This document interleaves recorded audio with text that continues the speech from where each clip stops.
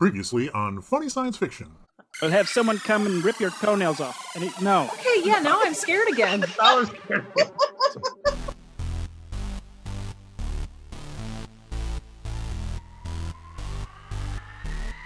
Welcome to the Funny Science Fiction Podcast, where we consider ourselves the reason aliens roll up their windows when they stroll past Earth. For proper introduction, Marcin Swierkot, whose proper pronunciation is difficult for any American to pronounce, is our guest today. He's the CEO of Awaken Realms, whose board game Nemesis has recently taken flight and is a real hit. A 1 to 5 player semi-cooperative sci-fi horror where you and your friends try to survive while attempting to fulfill your secret objectives that may sometimes collide, thus perhaps inadvertently sabotaging your attempts to escape. First of all, welcome to the show. Hey guys, hey everyone. In light of your game, we're going to be doing this a little differently.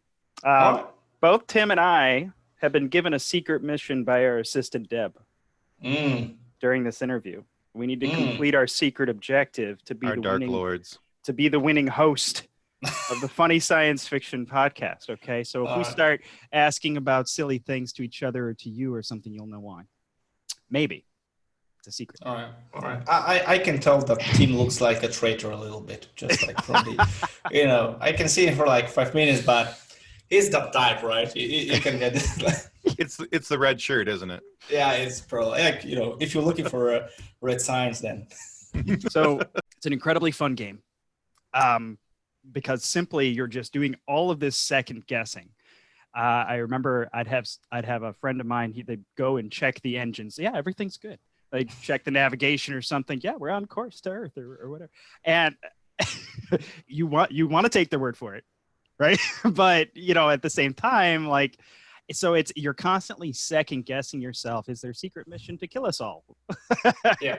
So whose idea was it to promote such betrayal and distrust among friends? And have you lost any friends or employees or anything? Yeah. We thought how about we destroy a lot of relationship between people, and monopoly was not enough, so let's try to bring it to another level. That was the origins. Yeah. Right. No, but honestly, we're the author of the game, Adam Fapiski, and also everyone in the company, we're huge fans of the sci-fi horrors back in the day when we're talking, Aliens, The Thing, and so forth and so forth. And, the huge, overlapping theme of every of those horror is not only that we have those, aliens or whatever is out there for us, but you also have this paranoia of, okay, corporation is not our friend. Our friends are not necessarily our friends. We don't know, who to trust, everyone has their secret agenda.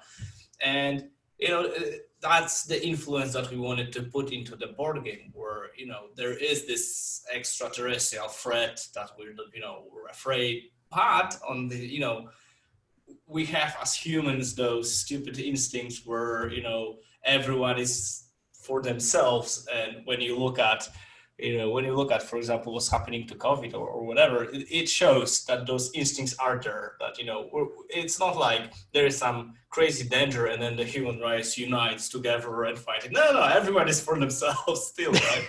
Yeah.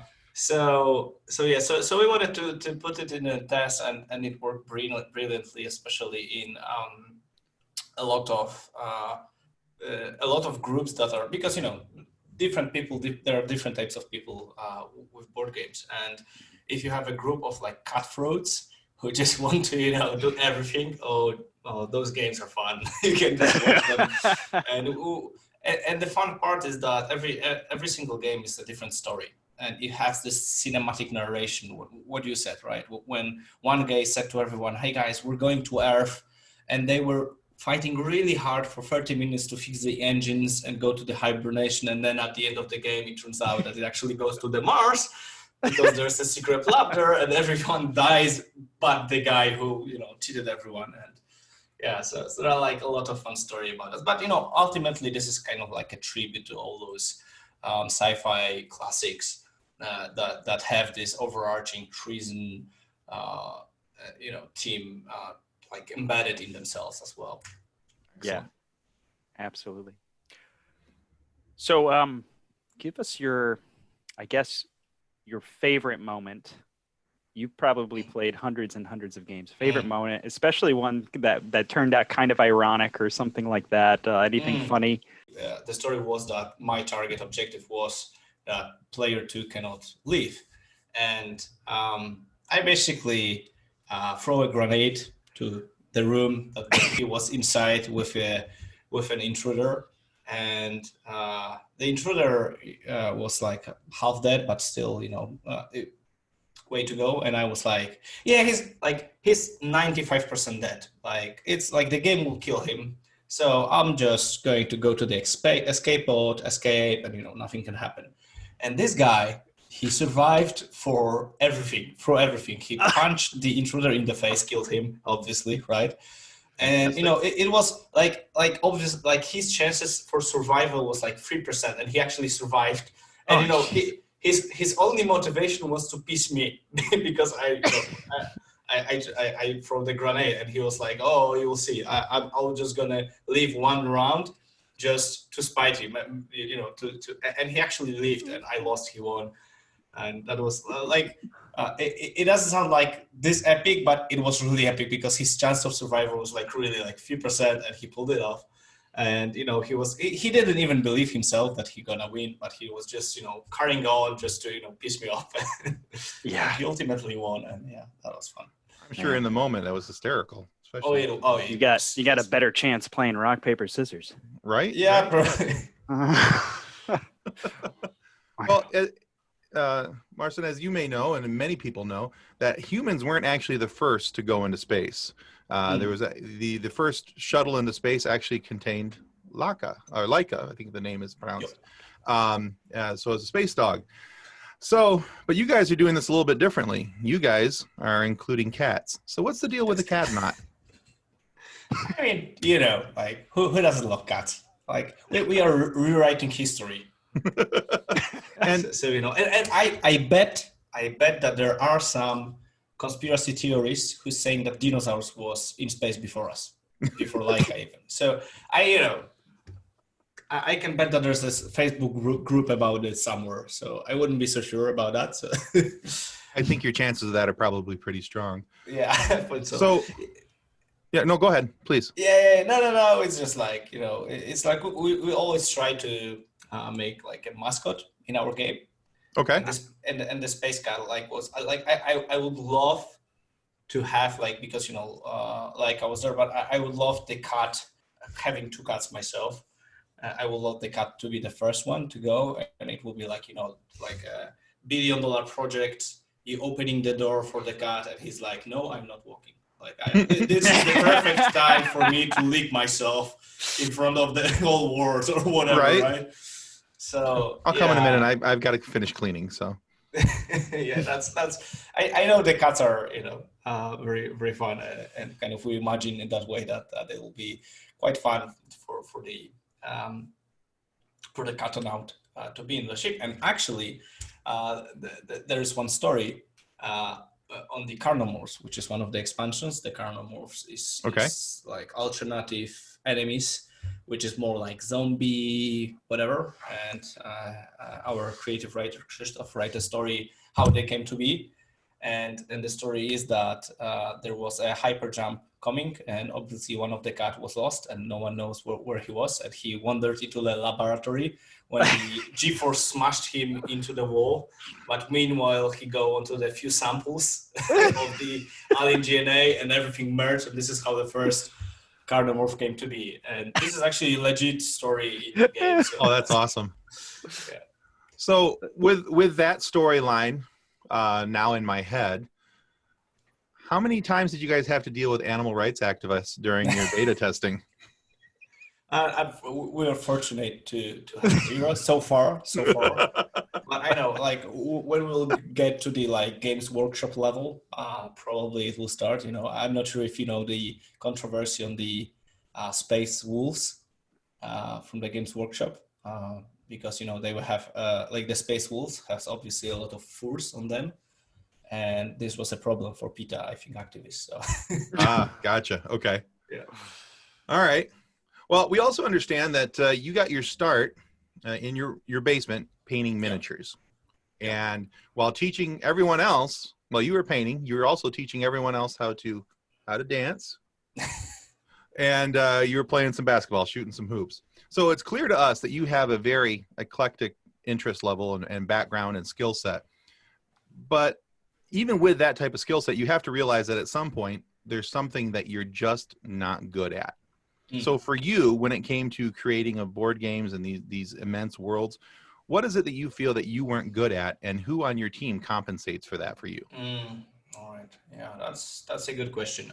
So first of all, we got quite a big team. I think people does not suspect how many people work in our office. We have like around 70 people on different projects, but that's quite a lot.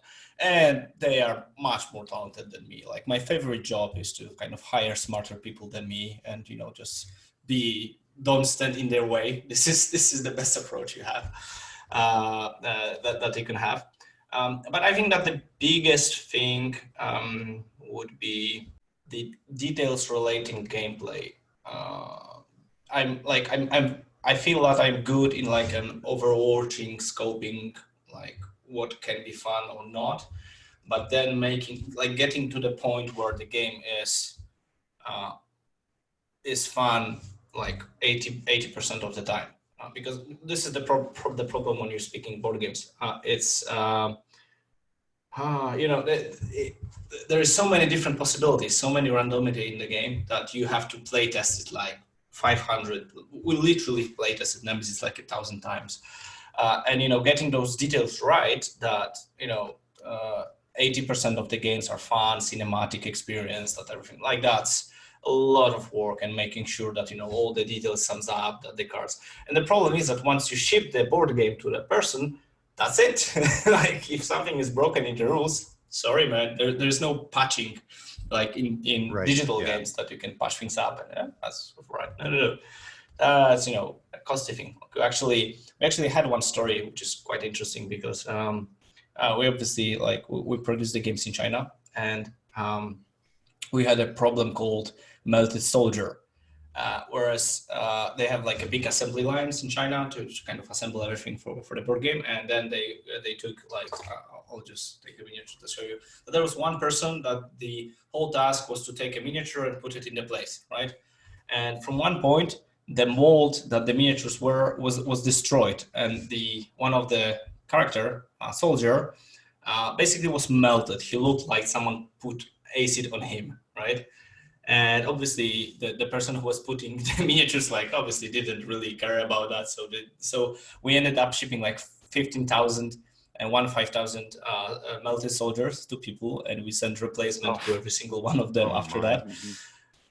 Which was kind of fun, but we also put like some small Easter eggs about it, because we added a special wound in the game, melted, just for this card, so people can have the use for this miniature or body. So what a great way to turn problem into opportunity. That's great. It's not a bug, it's a feature, right? Yes, exactly. No, way to roll with it. That's awesome. So speaking about how you started out down your path residing in your basement, dancing and painting, you probably also had some time to play board games in between, like you've been stating, thousands have played. Yeah. What has been your favorite board game mechanic in your past? Just in the past, can you think of a really great mechanic? And then what was your least favorite mechanic of a board game or anything like that? Sure. All right, so I'm kind of my favorite, even before I started entertaining the idea of making my own board games, I played my good share of it. I was huge Magic the Gathering player, huge. I spent so much money that I didn't have on the game. It's ridiculous how but definitely when it comes to the game that I spent most time, Magic the Gathering has it, and I loved. So my favorite part about this is that the core rules of Magic are quite simple to get, but the creativity that the guys put into those with all the different expansions is just tremendous. You have special shadow, morphing, counters, summons, you name it, time mechanics. There's so much that they did, having those simple rules that were developed 20 years ago or so. So that was definitely the other thing that I really enjoy is that the Euro kind of games that I can play with my family, like my parents or my partner or whatever. And obviously I'm a power gamer. I'm a huge power gamer. Like I want to win or I want to have it. And it's very hard for me to play the games with people who just play for fun and enjoy, like so that we both have a good time. But there are a few games that actually enables that. And that's usually Euro games, non-competitive, not directly competitive. And whenever I see something like that, I really like. I'm very surprised that like we can play together. I can have a fun as a power gamer, and someone else can have a fun as just like enjoying their time and whatnot. Games like Terraforming Mars, Agricola, stuff like that. Okay. So I definitely this is something that I enjoy. When it comes to the least favorite, I don't think that I enjoy a lot of randomness in terms like dice rolling that decides whether you win or lose. Being power gamer, if I need to have a feeling where if I did all the correct decisions and I lose to the player who didn't do that, then I'm getting triggered a little bit. So so I'm not a huge fan of randomness. And then So no rock, paper, scissors. yeah. Yeah, I mean, yeah, it depending on how much effort does it take, because rock paper scissors is okay because it lasts for very long. But if you have like 3-hour game, True. yeah, and there's like multiple decisions, like sea of decisions, and you see this player who making all the wrong decisions in the world, and then he still managed to win with you. This is just a bad design from my perspective. So All right. How about this? We'll play a game of rock, paper, scissors. all right. And if you win, right, I'll give you a red shirt Widows and Orphans cup. All right, okay. All right. You ready for this? What's the downside if I lose? If you lose, Come on, We're- get we're- it something like we're- Nemesis we're let still me expansion. gonna- think. We're still going to send you a cup. I don't know. You got to send me a cool miniature. How about that? You probably have a few Yeah, of I those can do around. it. I can do it. Okay. Like it, All right. sure. How about that? Okay. Ready? Okay, hold Alright. on. I need to hold on. Like show All me right. your eyes. I need to first look, at your psyche. Am I- Oh, at my eyes. So Do I- okay, do yeah, I your moderate eyes, the and game? now tell me, are you going to do scissors? I'm gonna do scissors, of course. Okay, so you'll not do like rock, right? I might do rock. We'll see. Okay, yeah, let's go. I know everything. Okay, ready? All right. Ready? 3. Rock. 1, 2, 3. Okay. All right. We both did scissors. Both Let's did try again. scissors. Ready? 1, 2, 3. I got paper. Okay. Ah, No, I think we need to do Congratulations. best of 3. I don't think there's any way that we Best of 3. Are you sure? Yeah, that's how the rules go. You don't get off away with 1. I wanted that miniature. Okay, ready? We'll do it Okay, again. hold on. I need to kind of like. Okay, let's go. Besides, I really want Nick to lose. 1, Or 2, Nate to lose. 3. Oh, come on. Bam! 2, 0. One more. Come Okay, on. all right. Up to 3. Sure. 1, 2, 3. All right, Both paper. Paper. All right. I think I can call it a day and I can let you win. That's okay. All right. But All right. I'm only doing this because you're a host. That's Well, the only reason. well, hey, thanks. And you know what? You just helped me accomplish my secret mission. Oh, I really? Did appreciate you? that. Woo! I had to get somebody to play rock, paper, scissors. And you need to go off the show alive. Yeah. Well, there's always that. Getting out of the show alive is just kind of a side point. Yeah. That's not Whichever- that important, is Whichever one of us doesn't explode throughout the point of the podcast is always they're the Okay. winner. Where do you guys hide the self-destruction button that I can press? Yeah, it's the What? it's the easy button, the red button on your desk. Ah, the red button. Okay, cool. That's the eject button. Ah! So, let's see here. Okay. So, the game of Nemesis, when you start out, like I remember my first time playing thinking, all right, guys, we got this. We can do it, right? Because we understood the premise. Yep. And then all of a sudden it's like, oh my God, what's happening? We can't trust each other. The latest Kickstarter campaign was a huge success. However, Nemesis Lockdown which our sound tech Nick is he loves your game. First of all, he is extremely excited for. Have you ever heard of the term fanboy? What mechanic are you most excited about that you could share with us about Lockdown? Sure. Right, you want to? Yeah, cool. So there's like this one big thing that actually we wanted to put like more emphasis on, and this was the places like the engines or the control room for the choosing the direction where the ship goes. So we found out that in the core box, those are like the most fun places to play around the traitor role, where I could actually take one information, pass it around in a different way. I can say saying truth or not, or not. And then we kind of wanted to put that on the next level where it would be just more intense. And this is where the power supply mechanics comes in. Because in Nemesis, in the lockdown, there are it is divided on floors, and the team starts in a different spots on the different floors, and there is an elevator that still requires power. And the fun part is that from any place you can turn the power on and off on different floors. And the way, yeah, exactly. So the way it works is like, you take power from one floor and add it to another. So you can still pretend that you are not really the traitor. You can say like, oh, it's not like I don't like you, but I need power, right? So this is what I'm doing this. So this brings like a lot of interactions like that, where, you know, you're in the elevator, someone cuts the power, you're stuck, and, you know, there's like this different, although there's different fun parts of the darkness, because the darkness is a big factor. There's a special new alien race that is basically, you know, does much worse in the darkness. There's like a lot of fun gameplay around that, especially in those kind of, you know, this cutthroat idea of trying to, you know, trying to make others players life harder. And in the core box, you had to be more or less close to that person. Here, you can do it, you know, manually using computers and stuff like that. So it's even more tense, I would say, and you need to watch for your allies and what they are doing. Wow. Okay. That sounds exciting. So let me ask you this. So from what I understand, many of the intruders in the game are pretty tough. They've got all these different abilities and things. And so you said earlier that you kind of made this game as a tribute to Alien and The Thing and some other classic sci-fi / horror style movies.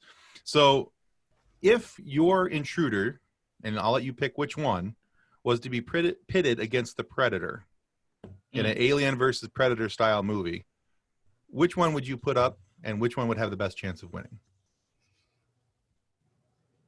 Can I go with what will be the most fun to watch? Absolutely, it's your call. Okay, so I would go for the Hitridis, so the newest one that we added, and this is basically like a huge living fungus with a huge queen in like on the mid ones with like a lot of like fungus tentacles, and they have like a special sprout things and so forth. And I'm not sure, but Predator don't have the fire supplies in a big way. In terms of like a literal flamethrower or so, or yeah, they actually might have some. I think they do. Yeah, that might be fine, but it would be probably fun to watch for like a fungus invasion versus. It might not be the most dynamic movie of all, but I would go for this one. Yeah. Intruder alert! Intruder alert! Intruder alert! All right, so it's finally come in the mail. We interviewed the CEO of Awaken Realms, the funny science fiction podcast. His name is Marcin Świerkot, and he decided, out of his kind heart, to donate to us a copy of the board game Nemesis, which is currently on back order and all that fun stuff. But he fully signed it by all the developers of the game, so that was very, very kind of him. So, what we're going to be doing is we're going to set up an auction for the game so that we can help our Red Shirt Widows and Orphans Fund via Wish Upon a Teen. And Wish Upon a Teen is an awesome charity that helps kids who are in intensive care units and whatnot, so that they can have an easier stay when their stay becomes extended. So it's an amazing cause. It helps so many kids. It also helps in a very real sense, that kids are actually able to heal and kids are able to talk if they haven't been talking. It's a depressing place in a hospital, and really, it's one of the most amazing things this charity does, is it really targets those kids who need help. So it's an amazing cause. So let's open this up. So I did the liberty of breaking all the seals because that took me forever. So, because they made sure this is nice and sealed. So the box, first of all, is beautiful. Ooh. Well, this is cool. They got the Kickstarter bonus content. And this is sealed, so I'm not going to be opening it because this is going for auction. So I don't know what's in it because I haven't looked it up yet, but you got the Kickstarter bonus content in here with the beautiful space cat eating some Cheetos. That is awesome. That is hilarious. Wonderful. Okay, so we got that, and then look at this. Look at this. Wow. Look at Janik, Sambor. Wow. Look at these signatures. Beautiful. So let's get this out of the box, and I'm going to be careful about it because, this game is expensive as it is. Nonetheless, signed by the developers. Let's open it because this is not sealed. This came unsealed so that they could sign individual pieces inside of it. So there's a few pieces in here. I believe the rule book is signed. Let's open this up. Man, whatever artists they got over there, man. Incredible work. Right. Look at this. Wow. So I am not going to punch any of these things out. We're not going to be touching it with much of any. I don't want any oils on my fingers on it. This is going to be mint condition. And here's the board. Beautiful board. And I want to just show you underneath this. I want to show you underneath it because look at these beautiful figurines you get. Look at this. Such crazy detail, especially if you're into painting or anything like that. Oh, dude, these would be so fun to paint. So fun. Okay. Wow. Well, that is what is up for auction. But it is signed by the owner and the developers of the game. This was a game that was originally successful on Kickstarter. We were being super, super, super careful with it. And so that we can give Wish Upon a Teen everything they deserve for the hard work they've been doing through all of it. Through COVID, through all this stuff. So I'm going to put this back in the box. And I think the starting bid is going to be around $200. I believe that's what it is. Don't quote me on that, but anyways, you can find us at the Funny Science Fiction Facebook group or podcast. You're welcome to listen in or welcome to enjoy some funny science fiction memes with us. And yeah, I'm super excited. This is a game that I love to play, and the fact that he did this for charity really means a lot to us. Check out Awaken Realms, and please like and subscribe, all that good stuff.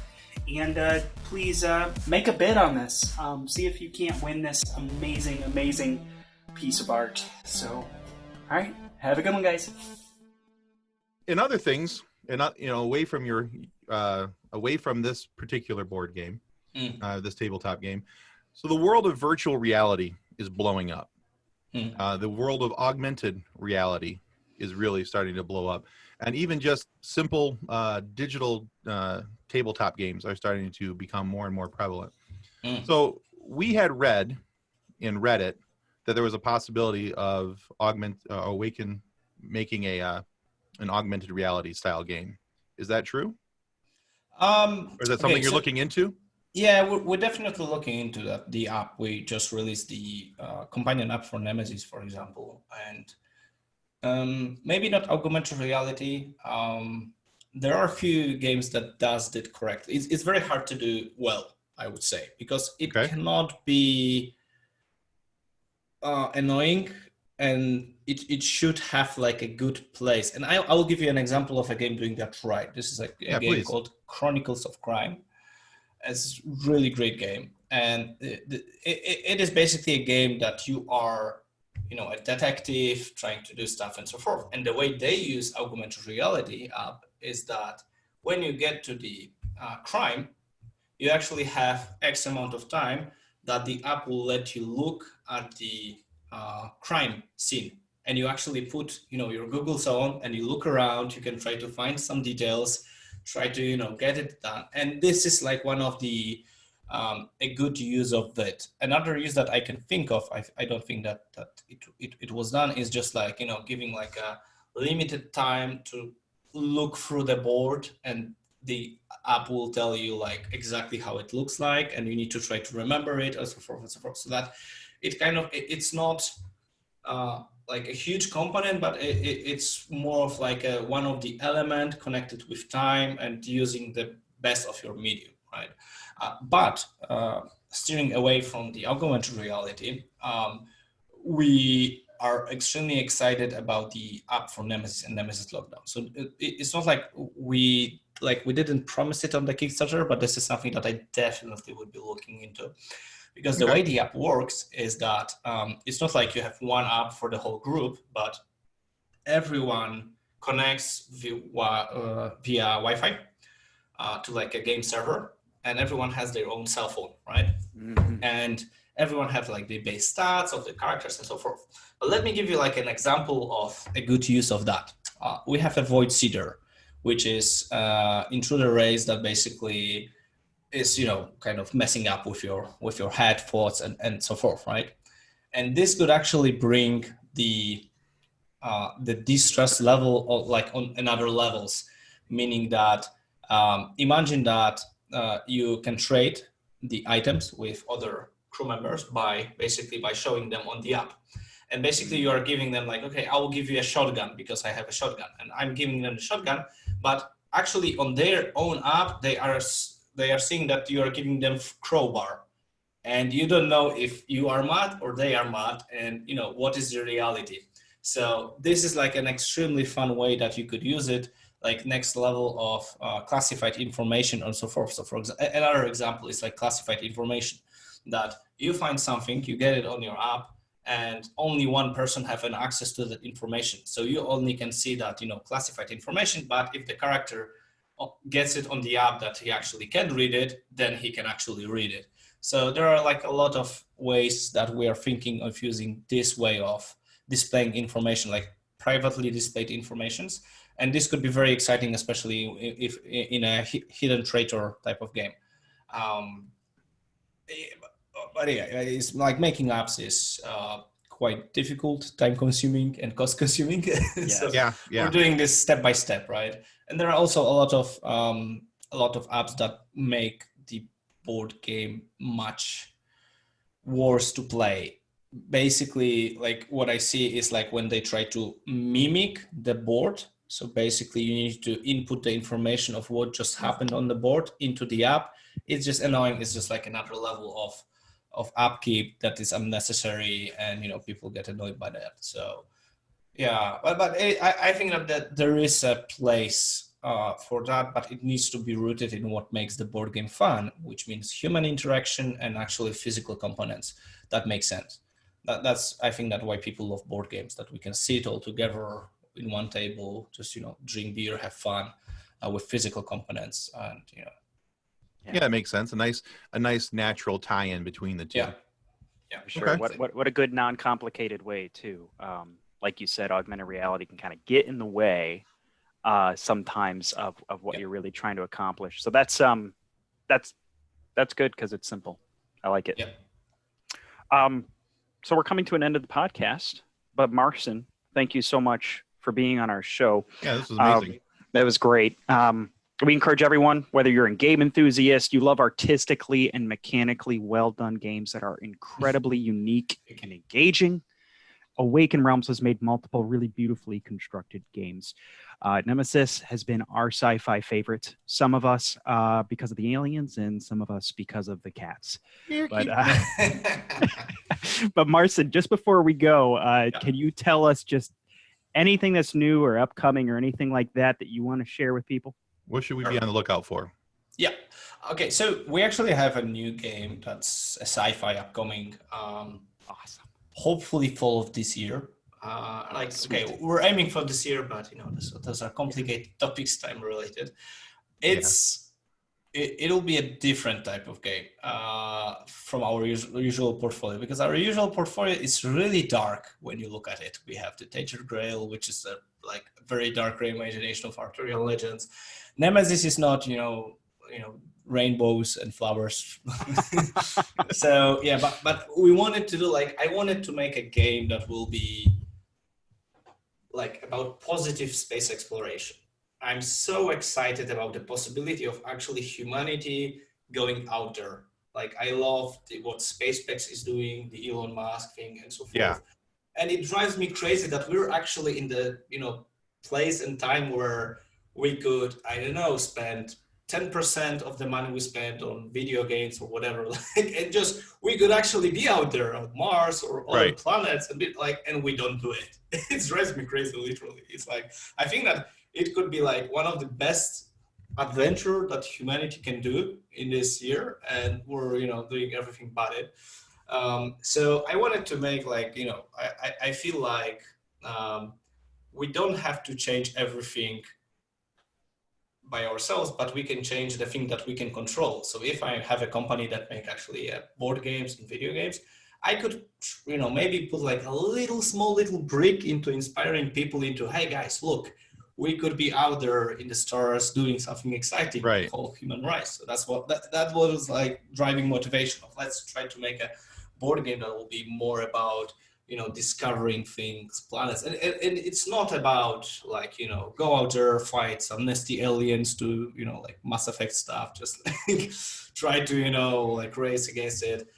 There are obviously some enemies, but it's mostly about the sense of discovering, the sense of collecting other life forms, other forms. And I can give you a short storyline blurb because I think it's amazing. Yes, please. Go for it. Not sure if we have a time, but if we have we got time. Go for it. Right. So the idea is that at one point, so every living organism have something that is called junk DNA. This is 70% of our DNA that's basically not used. Anything the scientists have been saying for time and time again, that this is the junk DNA, something that were some time in year used, but due to evolution got marginalized into junk DNA and so on and so on. And the story starts when one of the scientists actually put those junk DNA through a mathematical sources, and he finds out that it actually is a map that leads into the specific place in the space that is far away, and basically this was a huge revelation for humankind. We called it God's coordinate. People argue that this is the creator's sign mark of our species and so forth, and the whole human kind of thinks we need to pull all the resources, we need to try to make the technological jump to be able to get to that space. And trying to everything trying to unite and to kind of get to this discovery. And then we have the actually revelation of that there is there was few years of the technological progress, but obviously nothing enough to get us actually out there. And then there is a story breaks out that some Russian informants says that there is actually a wreckage of an alien ship that is kept in secret by Russian agency, and they were keeping it secret. There's a huge world pressure on the Russia to share the wreckage with the rest of the world. Obviously it has to be Russia, right? Who's else? Right? I don't know, but actually it fits because they have their land is huge. Yeah. It's the biggest land on Earth. Anyway, so using the alien technology that we couldn't understand, but we could make it going, we are actually building the biggest ship in the human history or whatever. It's called ESS Vanguard. We are putting there a crew of people, and we're going to the God's coordinates because this ship has a special drive that lets him go travel through the light speeds and so forth and so forth. I can give you like a little bit insight more about it. Sure. That sounds really cool. Yeah, I'm actually thinking about it. I probably will stop here because this is where the All right. story officially. Keep us guessing. Yeah, the next part. The next part is really cool. Like, it's so cool. I really want to share it, but we want to just kind of keep it for the launch of the crowdfunding and so forth. Absolutely, That's gotta be like your one of the hardest things. To keep secrets because we have the Krzysztof Piskorski. He's the fantasy writer who's working with us, and he's making such an amazing stories. And this will be like a game with like a really good stories.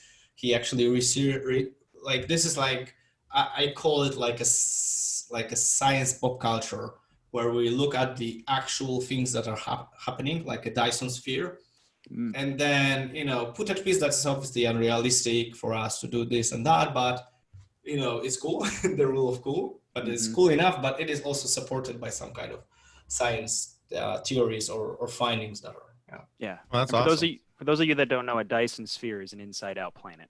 Yep. Right? It's like, imagine the lands on the inside of this sphere. That's a Dyson sphere. It's a small spoiler as well. Okay. No, I was saying is I think this is really cool. I love the concept of it, and I love the fact that to me, some of the best sci-fi is always the ones that are steeped in some level of actual science, so it becomes relatable. Except for Star Wars. I'm a huge Star Wars fan. There's nothing real science about that. That's just. Did you enjoy the newest ones though? Yeah, actually, I did. I enjoyed everything but The Last Jedi. And as we spoke about one of our previous episodes, when Leia Mary Poppins out of the ship, I was done. That's been my running tagline since I watched it in the movie theater. I may or may not have yelled out, "She is not Mary Poppins." Okay, cool. I was that guy in the theater. She's not Mary Poppins. I would be okay with that. I actually, I actually enjoyed The Last Jedi more than the other two. Okay. Because on The Last Jedi, it was so ridiculous that I was actually having a good time laughing. Just laughing. It was so bad that it was so good. that was me. Like, the other two, they were on the verge of being, cringy, but there were some concept that I could still have hope for something good, right? But The Last Jedi was just like so crazy that I was just like, whatever, man. I don't care. Well, the other complaint that I have about, as long as we're talking about The Last Jedi and we're all here. You got him started. You got me started. This is not my fault. That's okay. The other problem I have is that Luke Skywalker was not a Jedi in that movie. He was the Onceler from what's the Lorax. He's the Onceler. Come back tomorrow and I'll tell you more about the Force. No. Like my favorite thing in the whole movie was the part. I can obviously talk spoilers here, right? No one. I think so. Yeah. I mean, Last Jedi's been out long enough. It's established. Okay, good. So my favorite part was when Kylo Ren was fighting Luke on this planet with white coke all around or whatever it was, and they were fighting, and then it showed up that this was an illusion. That Kylo Ren actually got cheated. Luke is alive. He survived, and then we got to the shot to him, and he dies. What's the whole point if he's going to die? Why you don't let him die like the normal way, like cutting from the who accepted? Like, why would this was be like a transmission through the planes or whatever? Like, if he dies in the end, what's the point of making it an illusion, right? Like, that's so super. Right. It's been like a hologram that should have flickered halfway through, let Kylo know what he was. We'll have to have those Star Wars writers. I think that's mostly because they wanted to put like as many gotcha moments as possible. Like, it was an illusion. Oh, I'm hoping for life. Gotcha, he died. It's my real hope that one day we get to have Rian Johnson here and interview him and ask him what in the heck he was thinking about like take them frame by frame of the movie. What in the heck were you thinking here? No, really. What about this? I like few concept. I really like few concept from there. No, we don't go there. No, I was just say, Mark Hamill's contract was up. He wasn't shooting any more video, and we had this scene already played out. So we just had to use it. That's always what I imagine in my head is they have to use it. They just, his contract was up. He was done. You know what I really liked? I really like when they said that the Ray parents were no ones. I actually like that. Because it was what? No one's from nowhere. But I was it actually could be that, that he is actually, she is just, random and she doesn't have some lineage. And that was because I liked it on a more broad level where it said to people you don't have to have a special parents to be special. You can just be special, on that kind of philosophical level where it tells the little kids your parents can be just basically whatever, or you don't have a parents or whatever, but you can still be special. I like that about it. The message was great. It was the message was great. The execution. The execution, obviously. Sure. You can get hype people for 5 hours and then just deliver what? Gotcha. Gotcha. So, Marcin, where should people go to learn a little bit more about Awaken Realms? Yeah, that's a good question. Okay, so we have those Facebook groups for Nemesis and for ESS Vanguard. I will probably recommend ESS Vanguard group if this is something that interests you. And for the Nemesis, also one cool thing that I can talk about a little bit is that we'll be doing a digital adaptation of the game. Awesome. Which will not be a board game adaptation. It will be whole new game, 3D, everything. And we want to make it very hyped up in the kind of traitor mechanisms in the digital world, which might be fine. That's exciting. Definitely want to play with you guys when it will be live. Oh, we absolutely would love that. That'd be great. Deal. Right. Awesome. Well, thanks, Marcin, so much for being on the show. Tim, before we go, one last thing. You're always in such a rush. Sorry, you get so excited and just I know. Toy doesn't know what to do with it. So one of the things I'm starting to do is I'm starting a scrapbook, not just in my heart, but an actual scrapbook. So what I need and what I'm hoping, Marcin, is that you'll agree to take a picture with me real quick. Are you okay with that? Sure. Marcin, I think this is a secret mission. So I don't know if I would do it. You think so? I think so. I'm holding. Look. So should I just cut out and? I think you should just leave. Yeah, okay. Get out of here. No, I'm just kidding. All I'm asking is that I'm gonna do a 3, 2, 1, and then just say cheese, and I'll snap the picture. It'll be great. Right. I'll do the picture later. Okay. So 3, 2, 1. Aww. Was that your secret mission? Well, I failed. Yes. Josh. I like him. I like Marcin. So not only did you get to accomplish your secret mission, but you sabotaged mine. Well played. Yeah. I mean, that's how I'm only gonna mostly hold that against you for the rest of the day. Can you tell I'm the cutthroat player in Nemesis? Yeah, good. Congrats. That was well played. I'm actually not. I'm more hey, everybody, let's just co-op, right? I'm the same guy, but I'm always a traitor. But who would suspect the guy who's saying no, let's work together, guys. Yeah. Josh is the can we just hug it out guy? Yeah. You're mad? Can we hug it out? Great. Well, great work, Marcin, and great work to your team. Tell them thank you, and we appreciate the hard work of such a just well done game. It has its unique aspects to it that we all just love. So, and it also led to Thanks my so much. biggest private accomplishment ever. What's Nemesis was on South Park for 5 seconds. Really? Yeah, awesome. It was. And Really? the cartman actually put the box on the table and say let's play 6-hour-long overcomplicated game of Nemesis. And I was like, I can die now. I can die. I don't care anymore. Forbes cover or whatever, don't care. Yeah. South Park is yeah. That is great. All the rest I can go love it. away. Cartman has said my game name. Yep, exactly. That's basically, yep. That's Great. awesome. Well, Cool. thank you so much for being on today. This was awesome. I really enjoyed having you here. And I look forward to the digital version of your game. I think that sounds awesome. Sure. Yeah. Thank you very much, Cool. guys. It was Have a pleasure good to meet one. you. All right, take care. Bye. And this also is a time to remind you to donate to the Red Shirt Widows and Orphans Fund. That's right, the Red Shirt Widows and Orphans Fund. They gave all, so now you can too. So when your red shirt, Ensign Smith, gets eaten by the intruder 5 minutes into episode 43, his family is not left destitute. We have a great deal from our new sponsor, Uncanny Brands. Just for our listeners here at Funny Science Fiction, get one of their Star Wars lightsaber hand blenders and get $5 off with the code FUNNYSCI-FI. That's FUNNYSCI-FI. Thank you for listening or watching. Don't forget to subscribe and like us on your favorite podcast platform and YouTube. If you've enjoyed our podcast, why not come join our Funny Science Fiction Facebook group too? It's filled with giggle-worthy memes and gags. Visit our website, www.funnysci-fi.com. That's FUNNYSCI-FI.com.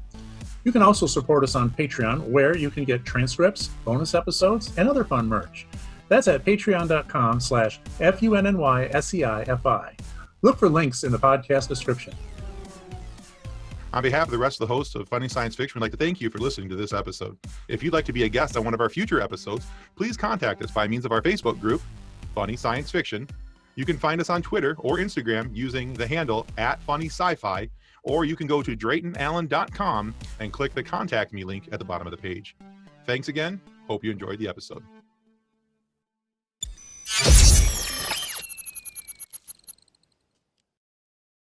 Copyright 2020 by Drayton Allen. Original music by Jordan Michaels. Reference to any specific product or entity mentioned in this podcast does not constitute an endorsement or recommendation of or by Funny Science Fiction or its sponsors. The views expressed by guests are their own, and their appearance on the program does not imply an endorsement of them or any entity they represent. If you have questions about this disclaimer, please contact us via email at DraytonAllen@DraytonAllen.com.